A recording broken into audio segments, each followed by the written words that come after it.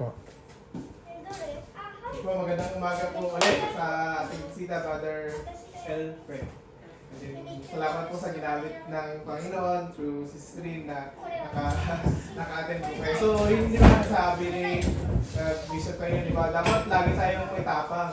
Sabi kasi masasama yung pumipigil ng katotohanan sa pag-share. Masasama yung hinahadlangan yung katotohanan.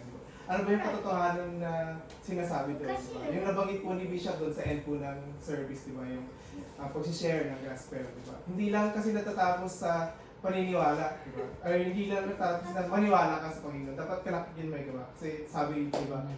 Faith without action is dead. Diba? Yun po. So, this will just be a short exhortation po sa umaga ito, Bible sharing po. Pero bago po muna ang lahat, yan na po muna. Dasal po muna tayo. Magkita tayo ng guidance sa Panginoon sa pag-aaral po natin. Tayo po muna tayo. Yan, kung as much as possible, maghawak-hawak po tayo ng kamay. Kasi tsara po, dito lang po. So, dalangin po tayo. Lord, maraming salamat Panginoon sa araw na ito, Panginoon, sa pag-tipon-tipon niyo po sa aming Panginoon na pakarating sa gawain po, Panginoon. Unang-una sa mga Panginoon, na ipapalinis po kami, Panginoon, na gawin niyo po kami marapat-dapat na makatanggap na yung mga salita, mag-aral na yung mga salita, Panginoon. Panginoon, wala po kami, Panginoon, kung wala ka, Panginoon. Lahat po ng nakamit namin, lahat po ng sa amin ngayon, Panginoon, ay mula lang sa iyo, Panginoon. Panginoon, itong oras na ito, Panginoon, na inalaw mo na magkatipon-tipon kami, Panginoon. Una-una sa lahat, makapakinig ng iyong mga salita through our beloved Bishop na lagi mong ginagamit, Panginoon, na lagi at patuloy mong ginagamit na magpalagat po yung mga salita, Panginoon. Lord, maraming salamat, Panginoon, sa puso ng bawat isa, Panginoon. Panginoon, alam ko, Panginoon, na marami kaming natutunan, marami pa kaming matututunan, Panginoon, sa mga dating na panahon, Panginoon. Lord, maraming salamat, Panginoon. Lord, inaalala rin po namin ang aming mahal na pastora, Joy, Panginoon, na nasa Singapore, Panginoon, kasama po ni Father Albert, Bea, Panginoon. Lord, kayo din po, Panginoon, ang maggabay po sa kanila, lead din to safety, Panginoon, na Panginoon, makarating po sila sa gawain kung saan mo sila pupunta ngayong araw, Panginoon.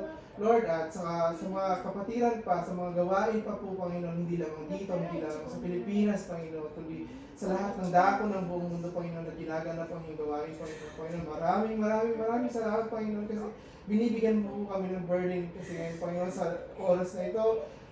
Alam namin, Panginoon, sa napagit namin mahal na Bishop, maraming nangyayari sa mundo, Panginoon.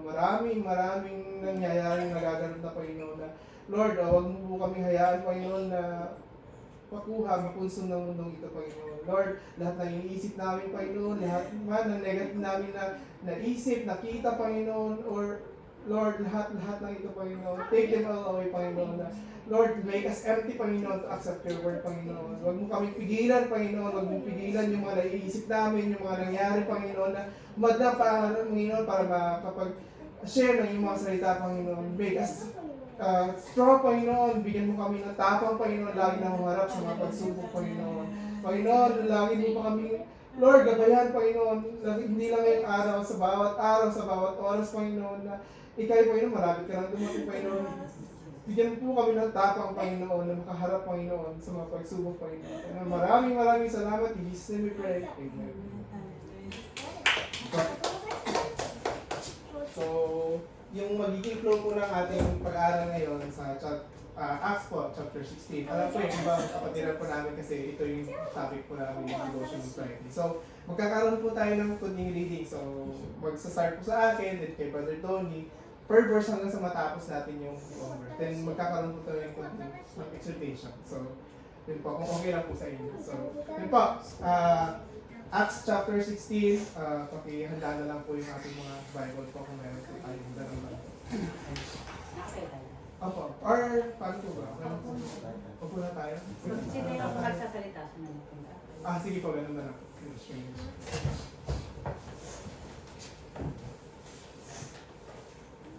Kung mayroon po kayong Tagalog, sa Tagalog po natin basahin para mas maganda maintindihan po natin. Or yun, we can share the Bible sa katabi po natin. Okay na po? So, Amen! Magandang umaga po ulit sa lahat. So, mabait ang Panginoon kasi, diba, hindi talaga tayo binibigo ng Panginoon, di ba? Sa bawat turo, di ba, na ginagamit ng Panginoon through our bishop, di ba? Sa bawat tao, di ba, hindi natin in-expect, si Brother Alfred, di ba, through si Green na nandito ngayon, di ba, laging may gagamitin ng Panginoon na tamang tao sa tamang panahon na ikaw makakapilig ka una, ikaw, then later, di ba? Parang ano hawa-hawaan lang yan di ba? Pero the Lord, sa God willing sa pag-aaralan ngayon, di ba, ituturo din sa atin ng Panginoon na magkaroon tayo ng tapang sa pag-share. Sabi dito, sa Acts chapter 16, verse 1, kung sa sumama si Timoteo, kina Pablo at Silas. Verse 1, nagpunta rin si Pablo sa Derbe at sa Listra. May isang alagad noon na ang pangalay Timoteo. Ang kanyang ina ay isang mananampalatayang Hudyo at ang kanyang ama naman ay isang Griego. Verse 2. Verse 2. At siya'y mabuting patutuo ng mga kapatid na nangasa Listra at Iconium. Verse 3. Ibig isama ni Pablo si Timoteo kaya pinuliin niya ito alang-alang sa mga Hudyo sa lungsod na iyon dahil alam nilang lahat ng ang kanyang ama ay isang Griego.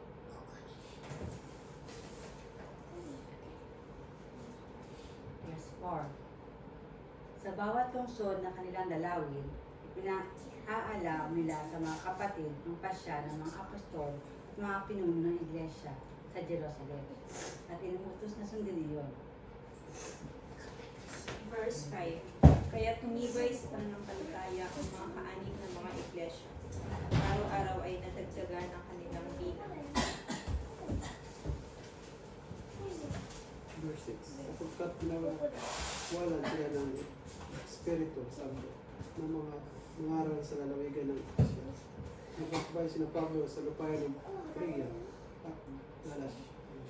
Verse 7 po. Pagdating sa hangganan ng Mysia, papasok nasana sila sa Bithynia, subalit hindi sila pinahintulutan ng Espiritu ng Jesus. Verse 8. At pagkaraan nila sa Mysia ay nagsilusong sila sa Troas. Verse 9. Kinagabihan, nagkaroon si Pablo ng isang pangitain. Isang lalaki ang taga Macedonia ang nagtayo at nakiusap sa kanya. Pumarito kayo sa Macedonia at tulungan ninyo kami.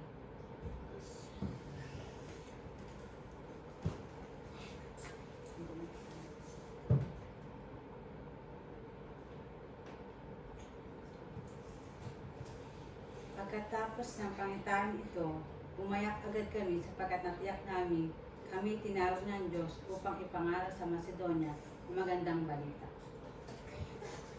Sumampalataya si Lydia. Verse 11. Mula sa Troas, tuloy-tuloy kami naglayag papunta sa Motracia at kinabukasan sa Neapolis. Verse 12. Mula naman raw ay nagpunta kami sa Filipos. Isang pangunahing lungsod na sakop ng mga Romano sa dakong ngayon ay sa dakong iyon ng Macedonia. Nanatili kami roon ng ilang araw. 13. At ng araw ng pamamahinga, lumabas kami ng lungsod at nagpunta sa tabing ilog. Sa pag-aakalang doon ay may pinagtitipunan ang mga Hudyo upang manalangin. Naupo kami at nakipag-usap sa mga babaeng nagkakatipon doon. Verse 14. Ilang babaeng nagngangalang Lydia na nangangalakal ng kanyang kulay ube na tagabayan na Thyatira. Isang masipag sa kabanalan ay nakinig sa amin. Kinabukasan nang binuksan ng Panginoon ang kanyang puso upang unawain ang mga bagay na sinasalita ni Pablo. Verse 15. Nagpabautismo siya at ang kanyang buong pamilya. Pagkatapos sinabi niya, kung itinuturing po ninyo akong tunay na lingkod ng Panginoon, doon na kayo tumuloy sa amin. Mahigpit ang kanyang anyaya kaya hindi namin pahindian.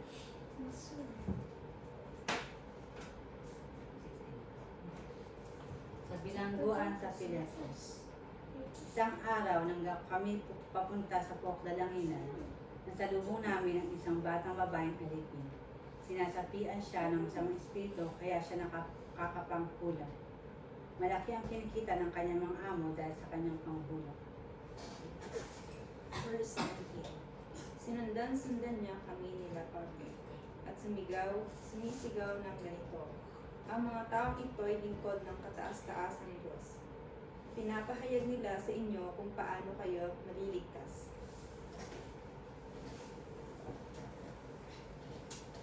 Okay.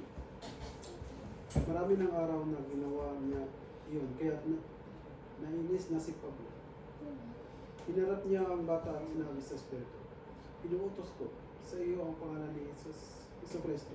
Lumabas ka sa babaeng niya at noon din lumabas ang Espiritu. Amen. 19. Nang makita ng mga amo ng bata na nawala na ang kanilang pinagkakitaan, sinugaban nila sina Pablo at Silas. Kinaladkad sa liwasang bayan at iniharap sa may mga kapangyarihan. Verse 20. At nang may harap na sila sa mga hukom, sinabi nila, ang mga lalaking ito, palipasin mong Hudyo, ay nagsipanggulo sa ating bayan. 21. Turo sila ng mga kaugaliang labag sa kautusan nating mga Romano. Hindi natin maaaling sundin ang mga itinuturo nila. Nakisali ang mga tao sa pananakit sa kanila at pinahubaran sila ng mga pinuno at pinaghutin. Pagkatapos hampasin ng paulit-ulit, sila'y ipinabilanggo at pinabantayang mabuti. 24. Pinasok sila ng bantay sa kabaguban ng bilangguan. Inilagay ang kanilang mga paa sa pagitan ng dalawang mabibigat na kahoy. 25. Nang maghahating gabi na, sina Pablo at Silas ay nanalangin at umaawit ng mahimno sa Diyos, at nakikinig naman ang ibang mga bilanggo. Verse 26. At kaging sa ginsay nagkaroon ng isang malakas na lindol, ano pat nangagsiuga ang mga patibayan ng bahay bilangguan, at pagdakay na mabuksan ang lahat ng mga pinto at namakalas ang mga gapos ng bawat isa. 27. Nagising ang mga bantay ng bilangguan. At nang makita niyang bukas ang mga pinto, inakala niyang nakatakas ang mga bilanggo. Dahil dito'y binunot niya ang kanyang tabak at magpapakamatay sana.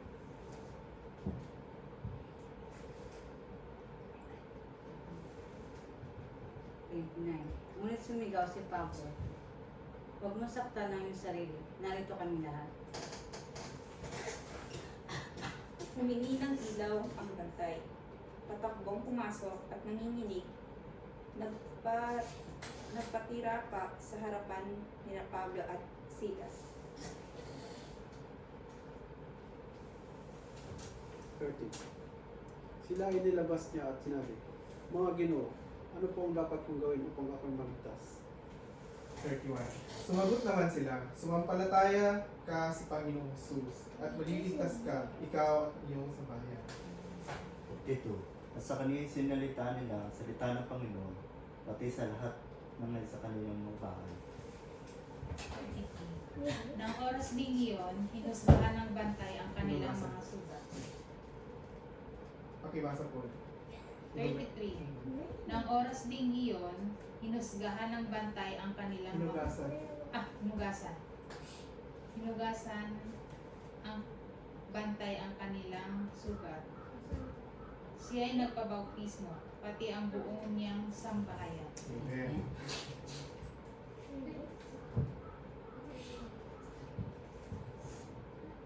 Pagkatapos, sila ay sinama niya sa kanyang tahanan at ipinaghanda ng pagkain. Masayang masaya ang bantay at ang kanyang buong sambahayan sapagkat sila ay sumampalataya. 35. Kinaumagahan, inutusan ng mga pinuno ng lungsod ang mga kawal at palayain sina Pablo at Silas. 36. Kaya sinabi ng bantay ng bilangguan kay Pablo, inuutos po ng mga pinuno na palayain na kayo. Lumabas na kayo at umalis ng mga kasama.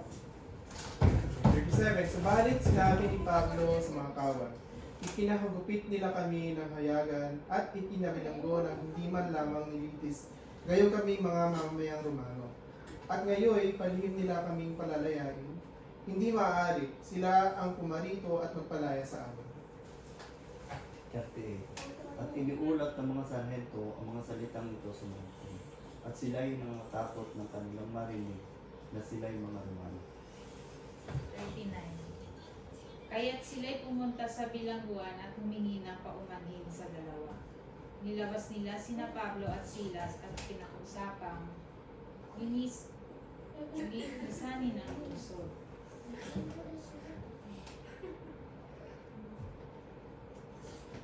Pagkalabas ng bilangguan, sina Pablo at Silas ay nagtuloy sa bahay ni Lydia at tinatnan nila roon ang mga kapatid.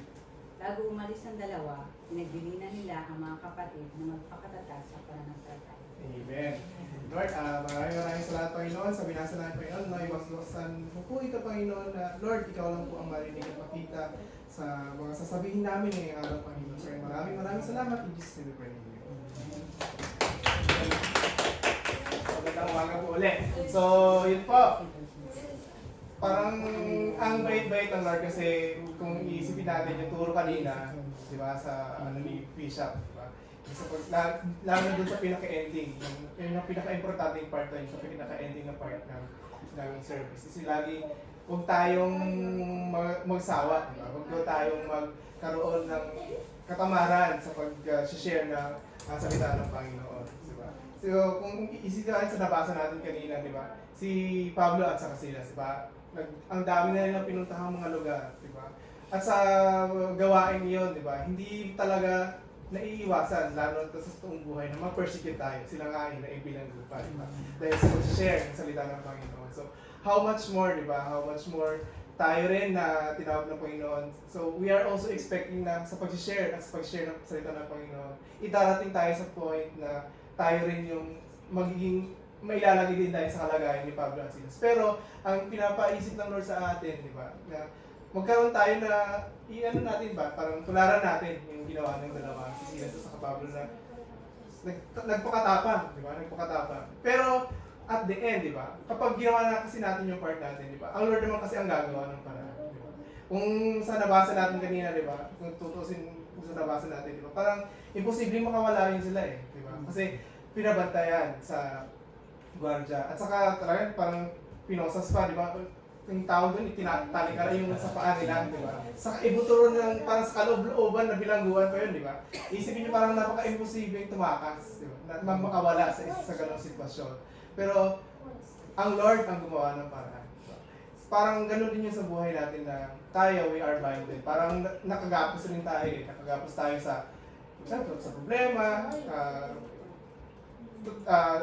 na ito, parang usapang reality na ito, parang dilitsahan, di ba? May mga tayo sa finances, sa natin sa buhay, di ba? Nagpapadala tayo, buwan-buwan, di ba? Na ganito, pero may ini-expect tayo sa mga mahal natin sa buhay na sana ma-appreciate din nila yung mga paghihirap natin, yung mga ano natin sa kanila, mga ginagawa natin. Pero may times talaga na dumarating sa point na parang hindi ganun yung parang out of our expectation na parang ako, kahit kabayan lang ako dito, di ba? Parang gano'n, pero lagi pa, parang hindi nila na-appreciate yung mga effort ko sa kanila.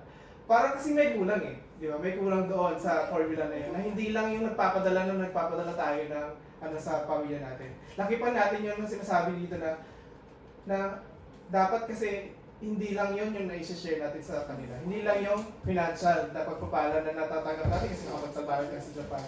Siyempre, unang-una kasi nagpunta tayo sa Japan kasi bakit nga, di ba? Siyempre, magtrabaho para gumaan man yung pamumuhay natin sa Pilipinas. Diba? Hindi naman natin masabi lahat na tayo lahat eh, marangya or diba, may mga ganitong maganda sarap na pamumuhay. Kaya, bakit nga ba tayo dito sa Japan, di ba? In the first place. Yun yung parang pinaka-ano natin eh, na bakit ba tayo ng Japan? Kasi gusto kong at least ma-elevate yung pamumuhay natin. Ano yun? Honestly speaking, yun yung talagang pinaka-goal natin. Pero, hindi natin maano pa yun na ngayon sa araw na ito, nagkatipon tayo. Kasi, hindi mo masasabi kung kailan ka makakarinig ng salita ng Panginoon, sa anong time, sa anong panahon, dito pa sa Japan, di ba? Mapalad tayo kasi dumating sa atin yung ganong chance na makapakinig ng salita. Kasi hindi lahat, di ba? Siguro may sa buhay natin, nung nasa Pilipinas tayo, may mga tao siguro or pagkakataon na na-sharean ka. Pero during that time, hindi pa siguro yun yung tamang time na narinig ko, ganito, na-share na ko. Kagaya rin sa akin dati, how many times ako na-share nung nag-aaral ako ng college. Pero lagi kong binabaliwala yun eh. Lagi kong nababaliwala na ako pa mismo minsan na ano ba yan, ganyan, parang busy ako sa pag-aaral ito, ang dami tayong assignments. Sabi ko, bakit ako pupunta dyan? Pero, di ba, hindi ko may lubos na isip na dito pa ako makakilala sa Japan. At dito ako tumanggap. So, yung dito, di ba, kung iisipin natin yung situation nila, nasa prison cell, di ba? Pero hindi sila napigilan ng pagkakataong yon or ng sitwasyon nila para i-share yung salita ng Diyos, di ba? Nagmawid sila, nagkaroon ng praising despite of sa situation nila, di ba? Nagkaroon sila ng tapang na ipahayag yung pagpupuri sa Panginoon kahit despite sa situation nila. Pero, di ba, dahil doon sa ginawa nilang yon, tapat ang Panginoon sa mga promises niya na basta gawin mo lang yung part mo, gagawin ko rin yung part ko. Para, syempre, di ba, kung ano, di ba, nagkaroon ng lindol, di ba, nabuksan lahat ng pinto, lahat ng mga poses nila, or ano man yung mga nakakabit sa mga paa nila, hanggang sa nakalaya sila. At hindi naman sabi nakalaya, pero talagang they were free of their kung saan situation sila nakalagay ngayon. Parang ganun din sa atin na pinapaalala na yun, di ba? Kapag inuna natin ng Panginoon, di ba? Ang Lord ang gagawa ng paraan kasi para tayo makuha dun sa sitwasyon kung saan man tayo nakalagay or kung saan man dun yung nahihirapan tayo, siya yung gagawa ng paraan para tayo ay iahon doon. Diba? Yun po, so ang pinakaano po doon kasi is, di ba, nasa bilangguan sila. At anong ginagawa nila sa bilangguan si Pablo at si Silas? Kung isipan niyo sa nabasa doon, yung gwardiya na nandoon is tumanggap sa Panginoon, di ba? Ibig sabihin tumanggap siya kasi mayroon sigurong in-share doon sa loob, di ba? So, hindi siya directly na sinabi doon sa Bible na nag-preach sila sa gospel. Ang sinabi din, umaawit sila, di ba? Nagpupuri sa Panginoon. Pero, alam ko doon sa totoong nangyari, kasi tumanggap yung tao. Kasi, paano ba siya tatanggap kapag walang nag-share, di ba? Ibig sabihin na i-share sa kanya yung magandang balita, yung gospel, di ba? Na sinasabi ng ating mahal na bishop doon sa huling part ng service kanina na maniwala tayo sa gospel, di ba? Yung, ano ba yung gospel, di ba? Yung sa napanood natin kanina, si Jesus ay namatay, inilibing at saka muling nabuhay. For sure, doon sa prison cell, di ba? Aside doon sa guard, kasama pa yung ibang mga bilanggo na nakikinig doon sa sinishare ng dalawa, si Silas at Pablo. At sabihin, di ba, nagtanong yung guardia, di ba, na-alarma siya nung yung nabuksan lahat, akala niya nagkalabasan na lahat ng mga preso. Siyempre, parang siguro naisip niya na, paano ba ako maliligtas, di ba, sabi niya, kasi magpapakamatay na siya, kasi siguro nasa kanya yung responsibility na bantayan yung mga prisoners na yun. Kapag nakatakas yun, siguro malalagot siya kung sino man yung mga nagluto sa kanya. And apart from that, di ba, nakikinig siya. Alam ko nakapakinig din siya mismo sa sharing ni Pablo at saka Silas. Kasi binantay niya yung maigi. Ibig sabihin, nakatutok talaga siya doon sa mga preso. So, for sure, nataliman din siya ng sharing ng dalawa na about dun sa gospel, pinapaliwanag din. So, di ba, naisip natin na buti pa yung dalawa, di ba, na sa sitwasyon yun, di ba, sa sitwasyon yun, na matapang sila, na hindi sila nag-alala kahit makulungan kami, di ba. Ang Lord yung gagawa ng paraan. So, nakita nyo, yung mismo pa, yung guardian yun, di ba? Ano ba ang gagawin ko para maligtas, di ba? Kasi, alam niyang may sasabitin siyang kaparusahan kasi sa nangyaring ano. Pero, ang sabi doon ni Pablo at sa Silas, di ba, sumampalataya kayo kay sa Kristo, di ba? At magpabautismo. Yun yung pinaka-gospel na lagi nating sinishare at lagi sa atin nire-remind na magkaroon tayo ng burden ba na iba kayong bunganga natin. Ako mismo sa akin, talagang dyan ako na-challenge talaga. Kasi sa family ko, ako lang yung talaga tumanggap sa Panginoon. Pero alam ko sa tamang panahon, sa tamang oras, hindi man ako yung gagamitin ng Panginoon, pero pinag-pray ko na ako yung magamit na ma-sharean ko yung family ko. Si Sistrin, di ba? Kay Brother Alfred, di ba? Hindi natin alam, di ba? Supposedly, si si Sis Ray, di ba? Alam ko kay Sis Jam siguro siya nakarinig una, pero si Cecilia ang follow up. Hindi natin alam. Hindi ko rin hinubasgahan si Sis Jam kasi alam ko si Sis Jam din kasi dati nag-church siya. Pero may mga challenges din siya sa buhay. Pasama rin sa prayer na hindi natin yung alam yung mga plano ng Lord sa bawat isa sa buhay ng bawat isa. Pero matitiyak ko na yung plano niya sa atin is hindi tayo para ilugmok, di ba? Yung promise ng Lord sa atin is iligtas, di ba? Yung nga, di ba, yung pinaka-promise niya is bigyan tayo ng salvation, di ba? Yung eternal salvation, di ba? So, nasabi kanina na hindi lang sapat na maniwala, di ba? Nakakarinig tayo, how many times tayo nakarinig, di ba? Sa, kahit nga sabihin natin sa ibang religion, kung nasa religion ako dati, sa ibang religion ako dati, naririnig ko yun, pero hindi ko maintindihan. Hindi ko lubos na maintindihan ano ibig sabihin nun. Sino yung totoong Panginoon? Pero salamat sa Lord kasi, di ba, may mga ginamit na tao, si Ate Hilda, yung mga kapatiran before, na talagang ako mismo, nasabi ko na, Lord, ito talaga yung totoong Diyos. Kasi naramdaman ko yung Lord sa buhay. Hindi ko man, siguro, hindi man ako ganun kainit.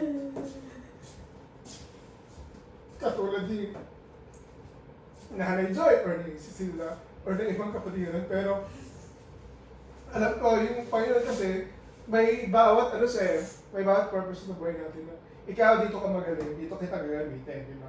Ikaw dito ka magaling, kaya dito kita gagamitin. Hindi naman pwedeng sa lahat, sa'yo lahat yun eh. Di ba? Kasi kapag sa'yo lahat, ikaw na siguro yung mag-pastor, di ba? At saka, lagi sa ating isipin na hindi natin matatanggap ang Lord kapag hindi tayo yung na bumaba. Hindi natin tinanggap na, Lord, baliwala ako talaga kapag wala ka, di ba? Tapos dito sa Japan, syempre, di ba, nakikita na yung pera, di ba? Masarap yung buhay natin kasi hindi mainit, malamig, di ba? Sa Pilipinas, nagreklamo nga tayo kapag medyo mainit ka lang, nakatayo ka pa kapag lumalabas ka ng bahay. Ang payo nga dito sa Japan, ginagamit lang kapag ulan, di ba?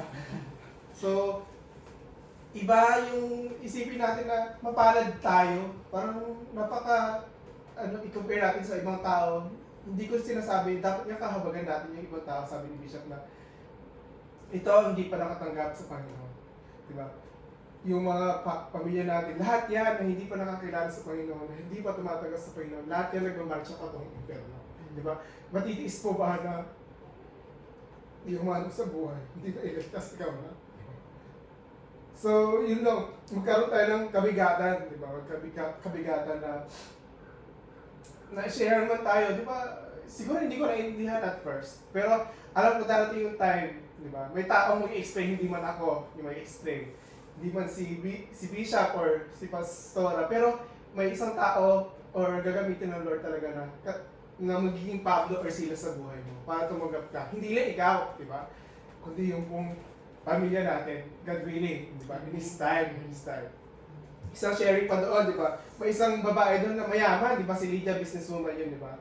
Hindi natin isipin, di ba? Normally, yung mga mayaman, sila pa normally yung parang hesitant eh. Parang sabihin natin, allergic sa mga ganito eh, di ba? Kasi ang mga, hindi ako nag-uusay, yung mga mayaman kasi, Bible naman. di ba? Hindi natin masasabi kasi may mga Diyos-Diyosa na sila eh, yung yaman, yung inuuna nila, di ba? Paano magpayaman, paano mas lalong makabili ng maraming properties, yun yung nagiging Diyos-Diyosa nila eh. Di ba? Sabi doon, may nasabi, lagi nababalik tayo sa sharing na kung ano yung inuuna natin, yun yung parang Diyos-Diyosa natin, di ba? Sabi din sa Bible, di ba? We cannot serve two masters at the same time, di ba? It's either you're gonna love the other master and you will hate the other. Diba? So, isa lang ang dapat natin piliin. And kapag piliin natin yon si Lord, lahat na lang naman ng mga yaman, di ba? Mga ginugusto mo, gusto mong magkaroon ng ganito, idadagdag lang naman yun eh. Unahin natin yung pagsunod, di ba? Di ba sabi doon dyan, di ba, seek ye first the kingdom of God. And all these things, di ba, shall be added unto you. Diba? Seek His kingdom and His righteousness. Di ba? And all these things shall be added. Idadagdag lang yun, di ba?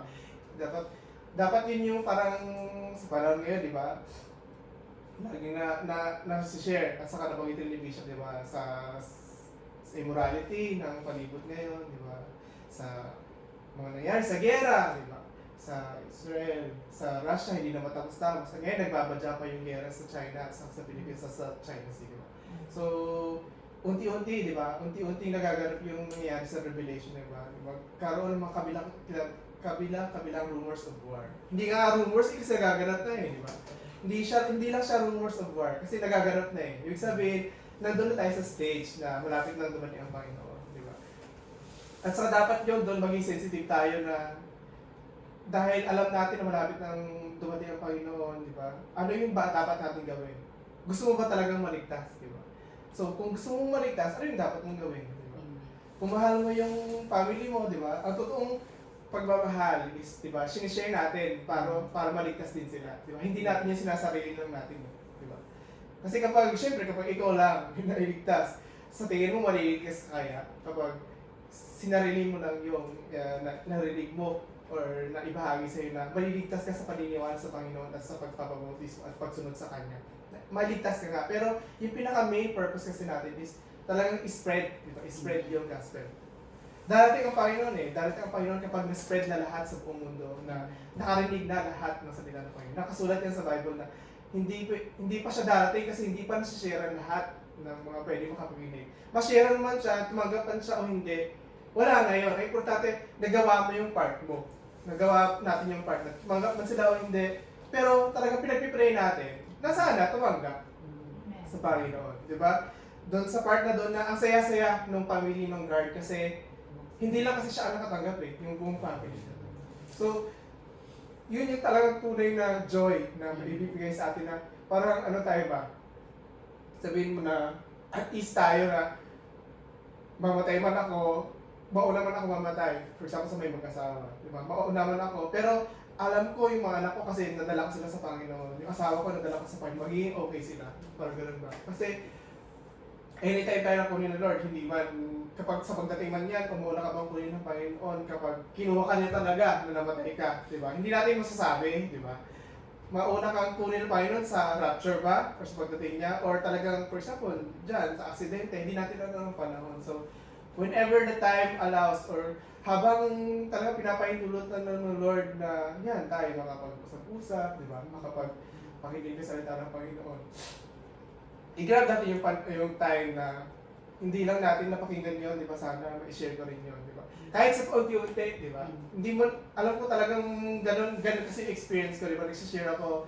Pero alam ko nararamdaman ko, mayroong tatanggap. Pero hindi man talaga agad-agad. Pero mayroong nagtsaga kasi sa akin din before na para makakilala sa Panginoon. May tao magtsatsaga at magtsatsaga sa iyo para tumanggap ka sa Panginoon. At saka, hopefully, di ba, ang Lord, di ba, the earliest na possible, mas maganda di ba? Kasi kapag earliest na tanggap mo siya ng maaga, di ba, parang ang sarap pakiramdam na sa buong family nyo lahat kayo nagpupuri sa Panginoon. Hindi ka problema na itong si nanay, lagi na lang itong chismosa, di ba? Lagi sa kapitbahay, yung pinagkakalat yung mga pinagkakitaan ko dito, lagi pagdala ko na lapad-lapad. Parang walang yung mga ganong mga issue na, di ba hindi nyo ba naiisip na siguro maraming nauutang sa atin? Or nagpaparamdam yung nabubuhay na matagal lang kaibigan mo na hindi nagpaparamdam.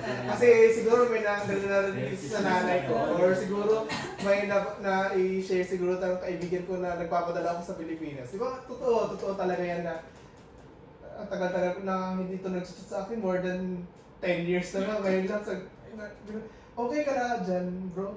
At nagka-answer na ako, ano kaya i-reply ko dyan? Lagi lately kasi ang daming ganyan na scenario sa akin na ganito. Alam kong hindi naman ko sinasabi na yun yung pinaka-objective nila na manghiram ng pera. Pero alam ko meron din talagang nangungumusta. Kaya alam ko, kapag sinabi kamusta ka, sabihin mo rin, kamusta ka rin. Okay naman bro, sa awa ng Lord, di ba? Okay naman po. Hindi tayo magko-close door agad ba? Kasi magiging parang iba yung impression na sa atin kapag hindi mo nireply. Kasi nga, pero hindi mo nireply, parang ang swapang naman ito, di ba? Parang ganun yung maging, kasi lahat yan ba social media? Hindi natin alam na may misinterpret kapag hindi tayo nag-uusap ng personal, di ba? Yun po, so yung pinaka-burden natin is gayahin natin yung tapang ng dalawa, si Silas at saka si Pablo na mag-share, di ba? Huwag nating limitahan yung Diyos natin kasi buhay ang Lord natin, eh, di ba? Hindi siya yung statue nakatayo lang dyan, di ba? Ang totoong Diyos ay buwan. Ayun lang po. Yun na po yung ma-share ko. Or kung meron pong ma-share po kayo, feel free to ask or mag-share. May gusto kayong sabihin. Kay Brother Alfred ko, kasi first time nyo, maraming salamat kasi nakauna ka yun na mapaatin ngayon. And God willing po sa mga susunod pa na mga gawain. God willing po mamit niyo po si Nanay Pastora, naming buting Pastora. So, yun po. So, sa pagtatapos natin, mag-closing prayer na po muna tayo. At saka po, unigay po, pa-bless po ng ating kunting sa pagsasalo-saluhan. Sila ko yan.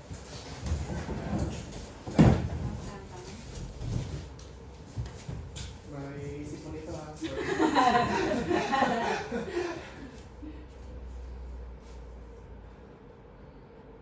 Tayo at nananabi ang presensya namin. Yes, God, hallelujah, Lord Jesus. Yes, Lord. Hallelujah, hallelujah, hallelujah. Pinatuloy ka namin, pinasasalamatan, pinataas, pinataas.